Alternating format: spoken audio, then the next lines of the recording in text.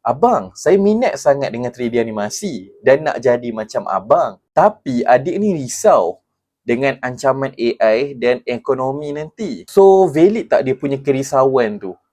Jawapannya valid lah. Sebab apa? Sebab persaingan dalam industri kreatif ni sangat-sangatlah sengit.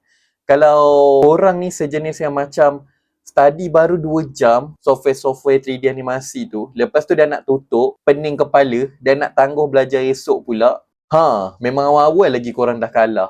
Industri tak cari orang yang macam ni. Industri tak nak yang skill average. Pasal AI tu, jangan takut sangat lah. Betul, AI dia makin laju dan smooth. Tapi esok lusa, AI ni lah yang boleh bantu kita cepatkan kerja-kerja kita. Nak tak nak, memang kita kena adapt juga. Jadi, jawapan abang adalah tolak tepi dulu pasal AI tu. Fokus jadi handal dalam 3D animasi dan cuba ada skill yang luar biasa dulu. Usahakan sampai jadi. So, kalau korang nak belajar menggunakan 3D software ni, untuk belajar buat 3D animasi, boleh tekan link di bio abang sekarang. Okay?